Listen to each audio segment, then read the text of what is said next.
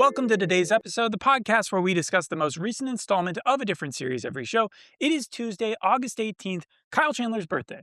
It's not Kyle Chandler's birthday. No, you're right. Kyle Chandler was born September 17th, so a month from now. Okay, yeah. 1965. 1965, however, is the year that Green Lantern first showed up in the comics. That is not true at all. You're right. Again, May 1940, that is when the first the first version of Green Lantern showed up in the comics. I have July 1940 here. No, it was May, because May is May the Force be with you. The thing No. that both the lanterns say to one another as they bequeath That the is ring. not the oath. That's That is not the the oath. I got my oaths confused. Okay, Green Lantern, that's the news show. Now, it's funny. All I've heard is bad things about James Gunn recently. You know, all his projects. Because the DCU is failing? Is it? Well, yeah, I mean, you didn't know I haven't this? seen any of the recent movies. I did see Superman via streaming a while back. That's like the only movie that's come out. Right, and then there was Supergirl, but Supergirl did so poorly, and it's just maintained. It's been like a Morbius, but not in the way that people have gone to go see it. So bad it's good. And also people have kind of I feel like hedged away from what they thought Peacemaker was. Originally, season 1, everybody loved Peacemaker. Season 2, you have a mixed bag of good and bad. It depends who you talk to. And then you hear that there's no more season 3 of it, right? Yeah, the season 2 was supposed to be the end. So my question is, going into this, how many people are psyched about Lanterns, and how many people are just completely fed up, or is this the last chance? I think that this would, I would at least give it a little bit more time in the DCU, because this is still part of Chapter 1, Gods and Monsters, like you said. This is still Phase 1. Yes, and we're only midway through the amount of TV series that are supposed to be in Phase 1. There's 6 that are supposed to come out, and we've gotten Creature Commando so far and Peacemaker Season 2. This is supposed to be the third one. Yeah, Creature Commandos, though, is it's a cartoon, and it never felt like that much of a... Don't sleep on Creature Commandos. We might do it eventually. But I'm saying, when I heard Lanterns was coming out, I thought of it in the same way I thought of the MCU TV shows, like WandaVision and Loki and stuff. And I was like, I'm really excited to see this. I don't know why I am. If you think back to all the green stuff in the past, Green Lantern, Green Arrow, Green Hornet, Green Goblin, I guess Green Goblin's the best of the bunch. Green Lantern and Green Hornet both came out in 2011. Yes, and I've always been interested in Green Lantern because it seems like, I'm not counting the Ryan Reynolds film, I remember there was even a Green Lantern in the Snyder cut, and he always seems like a very interesting character. I don't care about the Green Lantern character. The power set is freaking amazing. As a kid watching the Justice League cartoon, I was always like, this guy, he's like Wanda in the MCU, where you can just imagine something and like a witch just create it out of nothing. Well, and that's the interesting thing. I wanted to talk about 4 of the Green Lanterns. The first 4, there's been 7 so far. 5, 6, and 7 were Kyle Rayner, Simon Boz, or Jessica Cruz. Which is Nathan Fillion's. Nathan Fillion's is Guy Gardner. That's He's right. the third one. Yep. Right, but the first one was Alan Scott, and I didn't know this, but like you said, it was in the 1940s, and his story is so much different than any of the other Green Lanterns so far. Explain. He was a character, so a lot of the rings, power comes from the planet that they're on. It can recharge with the lantern. Right, we learned that in this first episode. Yes, but his was earthbound, and it wasn't like he had a ton of people with him. He would still fight monsters, but he just ended up molding this lantern into a ring, and then he would try and fight people that way. And then his character got on such a decline in 1951, so they waited about 8 years, and that's when we finally got Hal Jordan, probably the most famous Green Lantern. So they rebooted it with a new dude, fresh face. My question to you is this: what's easier to come by, an actual lantern or a Green Lantern costume? Because I feel like Green Lantern costumes, you go to any Halloween store and you'll find one. But an actual lantern, the thing that this guy was based off of back in the 40s, those fell out of fashion quick. I think the name persisted. It never changed to green flashlight. Well, I think it depends on kind of what Spirit Halloween store you may go to, which one has the best props. I don't think any of them hold lanterns. Well, the character's supposed to. I know they have the ring. Right, but that's how they're supposed to recharge. But you don't see people bring it's not like Hulk gloves. Well, you do in the Ryan Reynolds Hal Jordan in his film. Yes, but I'm saying they're not selling them aside. I don't think I could find a lantern if I looked for one now. They sound pretty cool though. They're old timey. When you walk around in a dark place, you need to make sure all the other lights are out. but you can make yourself look real Like spooky a that way. Harry Potter type thing, yes. But Hal Jordan, he was visited by a green alien that was on his dying breath, Abensur. They even go through it a little bit on this pilot. Yeah, except here he says that he met him in Rushmore, Nebraska. Yes. Yes, that there was a crashed alien ship, and this is something I do remember from the 2011 film. Yes, right. There was Kelsey Grammer on the ground. He was pink, and he was giving up the ring Santa Claus style. You know, like Yes. Tim Allen falls off, or Santa falls off the roof, gives the coat to Tim Allen. He becomes Santa. It's the same deal with Hal Jordan, except he just happens to be a decent dude who doesn't use the responsibility in a negative way. So what I understand with the ring is that the ring tries to find someone that is not like can overcome fear and also use willpower, because a lot of the power from the ring comes from willpower. And we even see in the first scene kind of the fear, like them being afraid. True. Was That's something why that they they were tried to. training the young blood, John, whatever his face is. Right. He's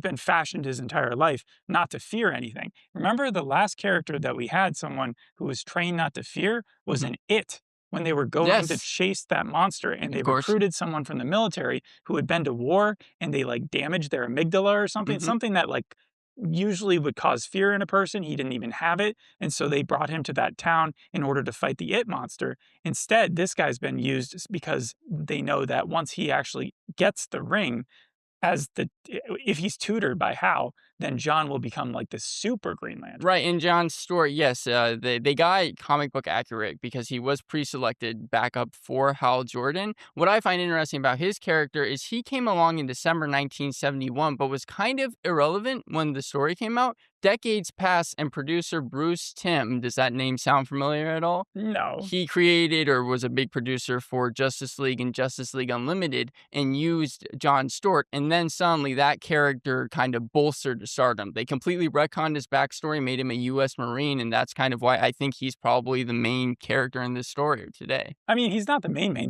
They split duty pretty Yeah, equal that's true. down the line. So it is a buddy comedy. It reminds me a little bit of Wonder Man, where you have Sure. like the older guy and then the younger dude, except like their power sets and their personas were never at odds with one another. Those were true friends. While this, it's going to take some time for them to truly bond. In fact, it seemed like he was bonding quicker with the memory of Hal Jordan Sure. that popped up from the ring than his future self. His future self seems to be a little bit more cynical, insecure, lonely. We've seen it all before.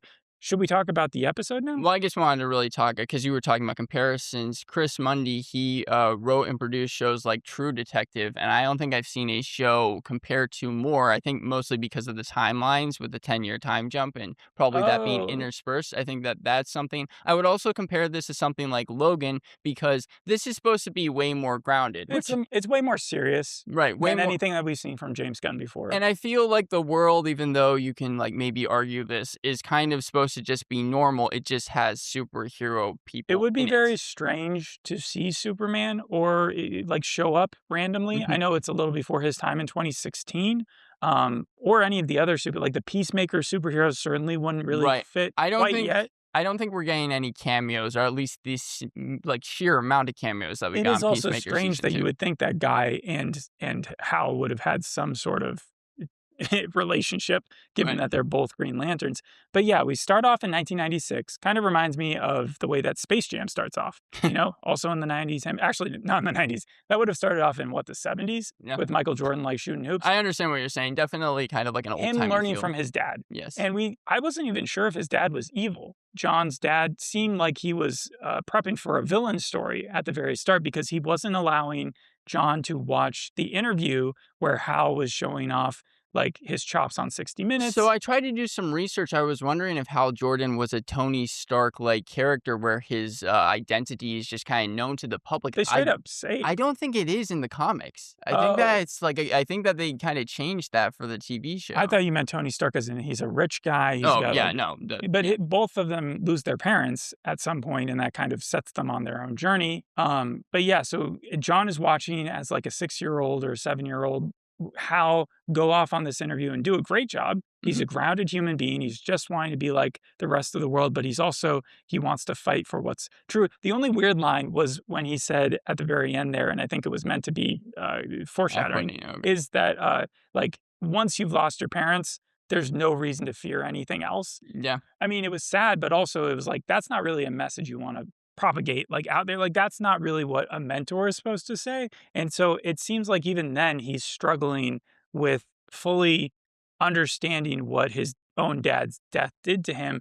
But the way that John takes it, who's watching this, is he's just enamored by Hal. And that's when you really kind of see him fall in love with the concept of being a Green Lantern, being a soldier, being someone who you can rely on. He already has that in his dad's figure, but his dad has also taken it to a bit of an extreme because he's literally shooting apples off the kid's head to make sure that the kid stands still. I was a little unclear on what the dad's motivation was too, because he may be evil. Who knows? He may, but after he shoots the apples off his head, he also is like, "Let's go get a burger." This is what I meant by like the Michael Jordan thing, or maybe like if you think of Michael Jackson, where like the dad was like super big on the kid succeeding, and so like you could tell even at that young age that he knows his kid wants to be like Hal Jordan, but he also wants his kid to become a Green Lantern Right. or someone like a super soldier. And so in 2016, when we jump to that timeline, it is a little bit of a surprise that they're both John and Hal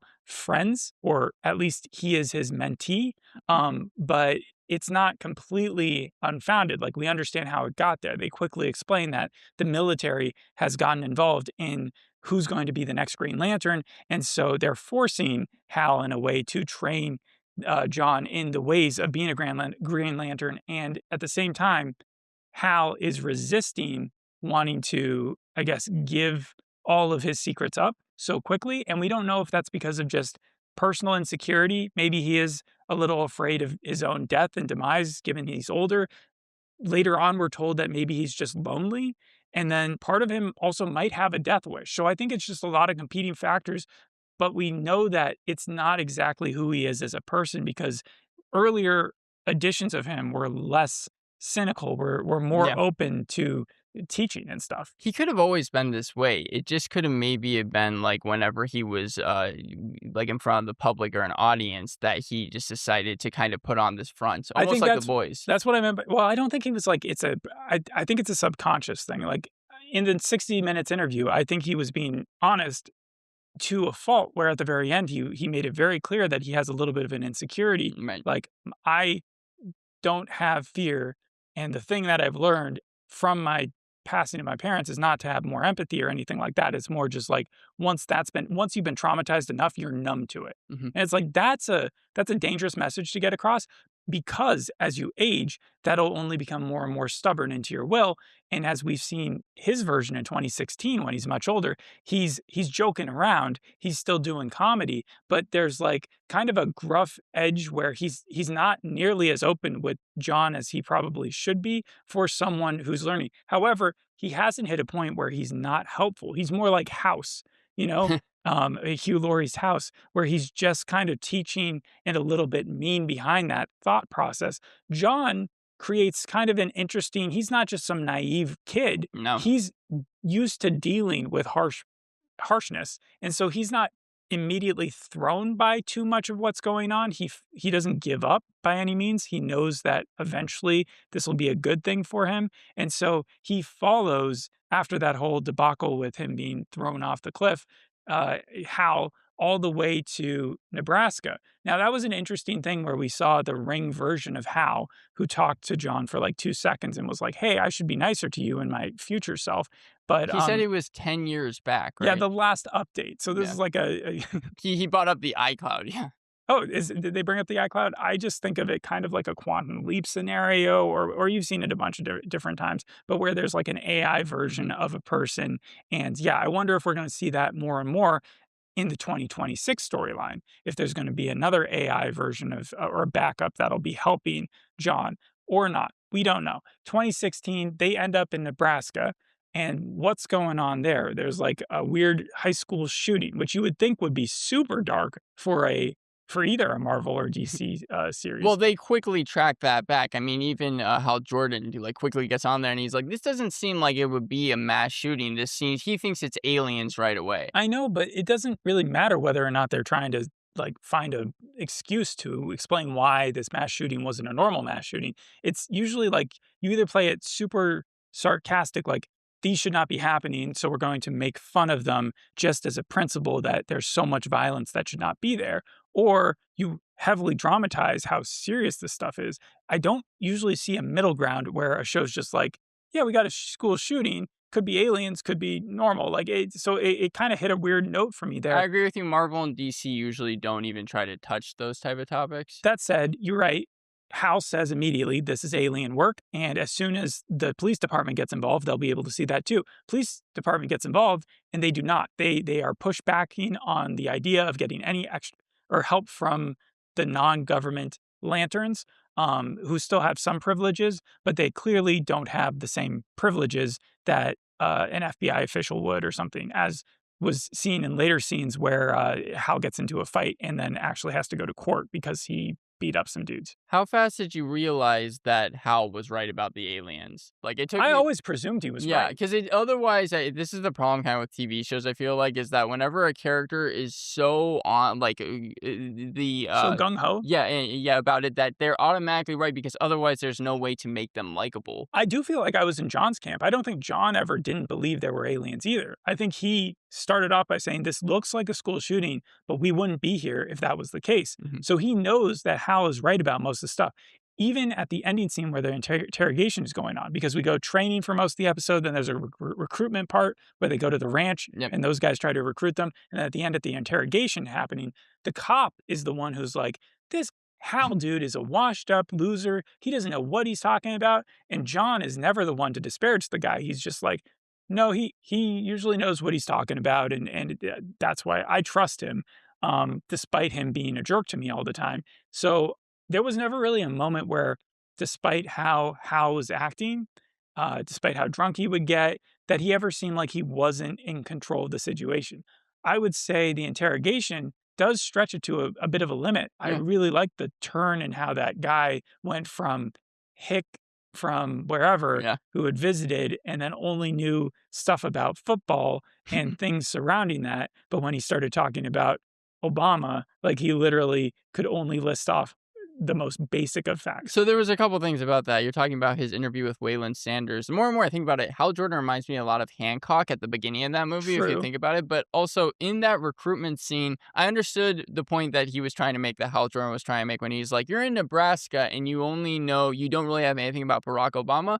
Nebraska has the 2nd congressional district, which is pretty liberal. So depending on what part of Nebraska, right? But it wasn't the fact that he was not. He wasn't able or something. He wasn't able to come up with anything except for 44th. It was more president. that he was lacking of an opinion of something. Yeah. He literally said, "I've heard that there's something to do with a birth certificate," but he didn't weigh in one way or like that's ridiculous or I really am curious about that. Like it was more just him not understanding anything that would have been outside the periphery of what he thinks his character is supposed to be. They explain it so well in there. I like him really testing the waters with the Harry Potter scene also right off the bat, because I was just thinking, what I actually thought was that Hal Jordan was going to be like, oh, okay, this guy is in the clear because he just cares so much about football and nothing else. He wouldn't be lying about anything. But no, they completely flipped the script. Yeah, I was more curious when the guy started threatening and he was like, I've got a bomb in my skeleton. It can explode. When was the last time you charged a ring? Because one thing that this alien does know is a lot about Green Lanterns.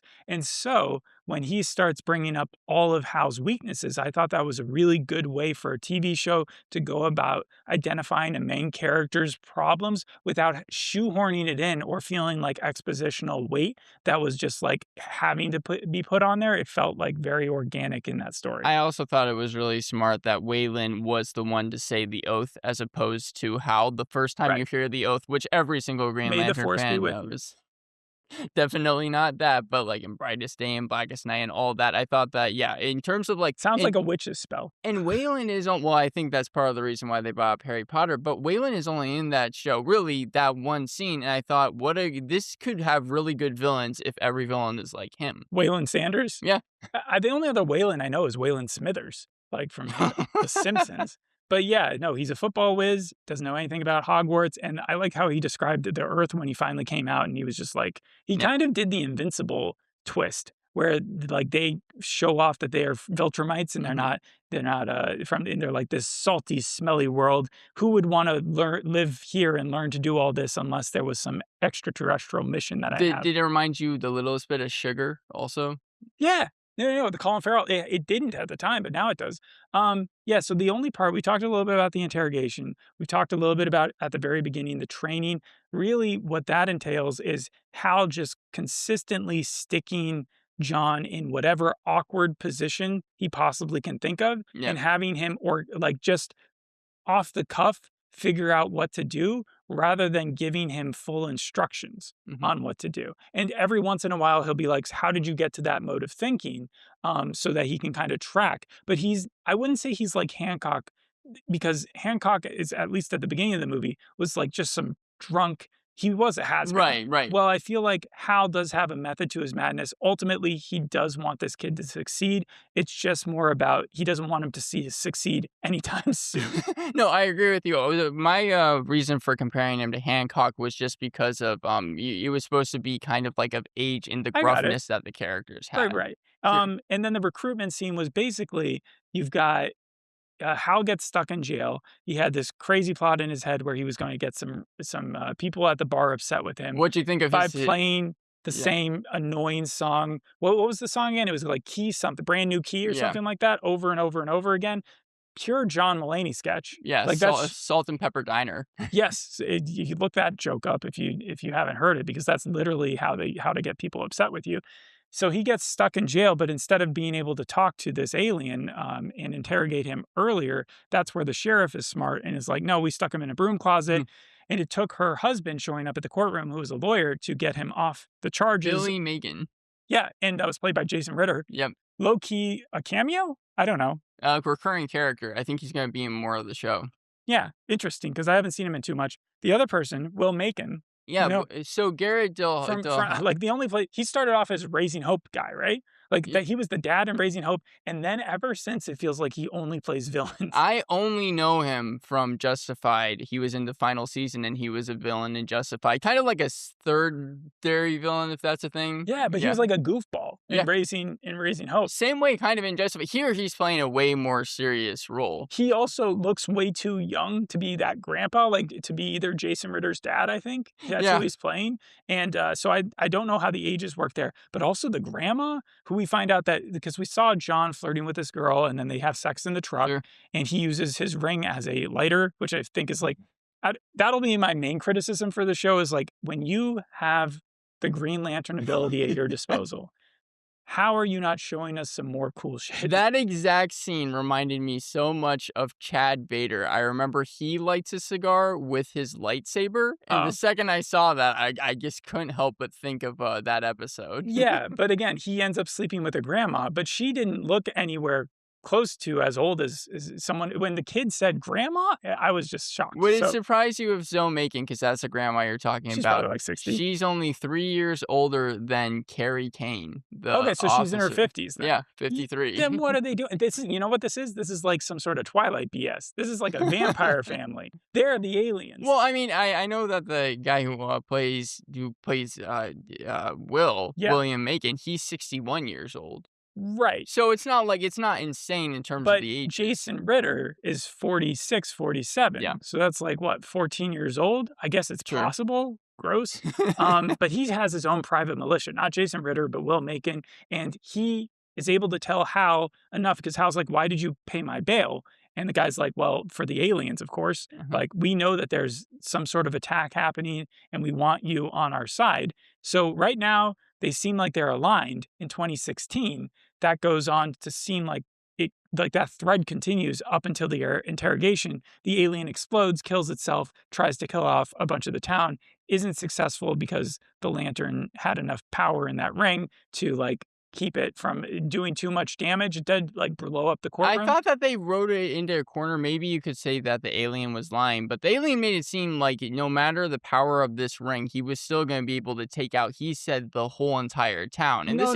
That's not what he said. He said, if that ring isn't as charged as you think it is, you may be too overconfident. Okay. When was the last time? Like, he was hedging on the fact that Hal did not seem to be on his A game. Maybe he got a little lazy. I didn't think about that. Hal was immediately able to push back, even though he did seem a little like jarred by that because of how much that guy knew about his powers. It wasn't the fact that he thought he couldn't stop that explosion. It was more like, if this random alien who's been sent here knows that, imagine his bosses. Yeah. They must know a lot more, and that must mean that there's a lot more damage to come. If I could bring back William's character just for a second, obviously it's made very, very clear that he knows that John Stewart slept with his wife.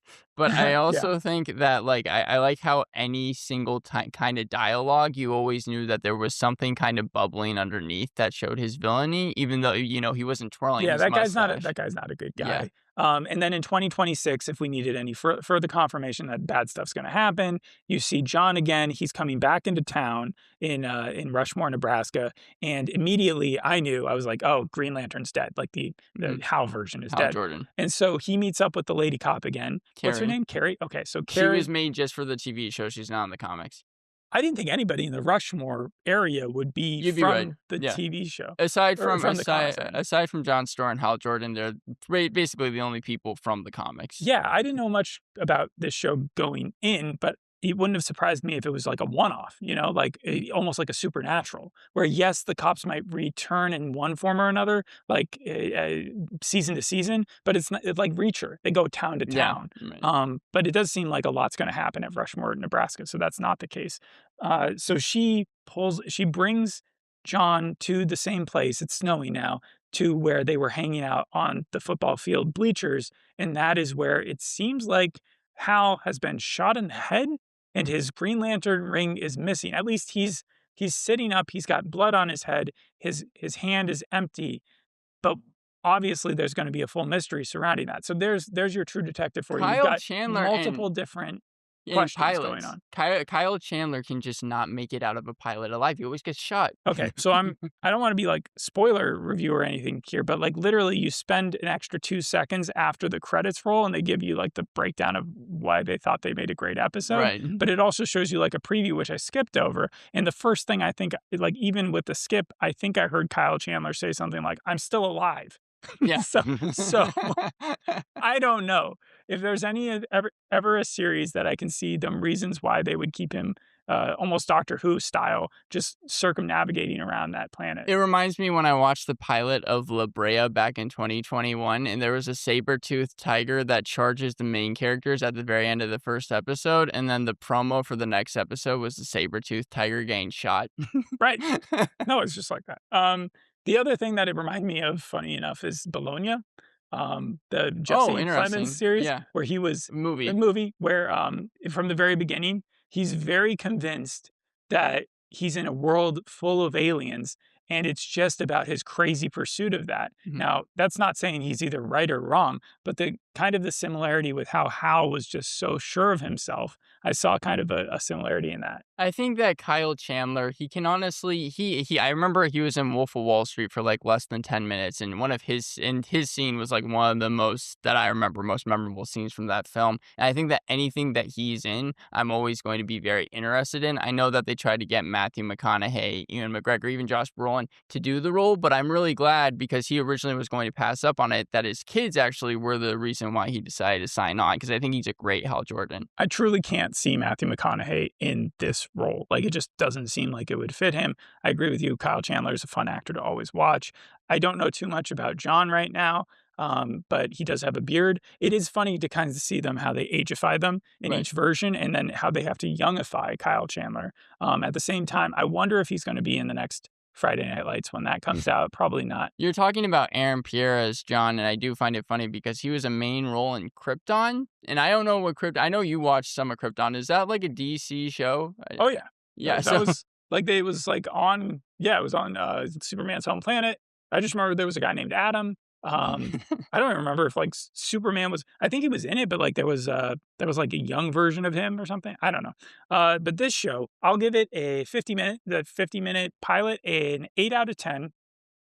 The reason I don't give it like even higher, because it was very entertaining throughout. And I did find it different enough from like Peacemaker, where I was like, oh, good, they're going a different direction. But I'm knocking off 2 points because it's got the guy from Lost in it, and I'm still upset with no. Damon Lindelof, yeah. Yeah, no, I'm taking off 2 points because no scene blew me away.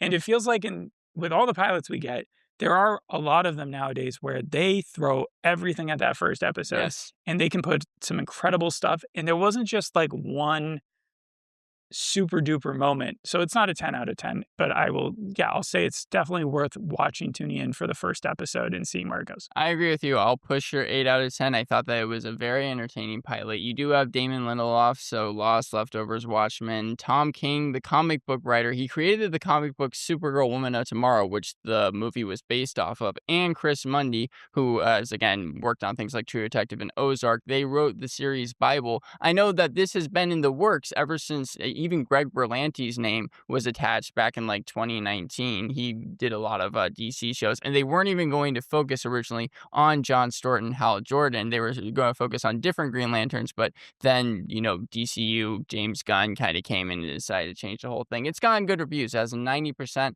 on Rotten Tomatoes. The negative reviews, really, it just sounds like the main complaint is that the series sometimes gets boring, which I can definitely see happening. I think I'm paralleling that with what I'm saying, whereas like no scene was like amped it up to 100 yet, but I think they're just waiting, so it's like, but it wasn't like super duper predictable either. So right now, just hold pat, wait for it. It seems like it's fun. I think it's also worth mentioning James Hawes directed this first episode. He's directed Penny Dreadful and the full first season of Slow Horses. So when you talk about a slower pacing, I think that just because it's got the name Slow Horses doesn't mean that it's a slow show, but it just happens to be kind of a slow show in that first season. Okay.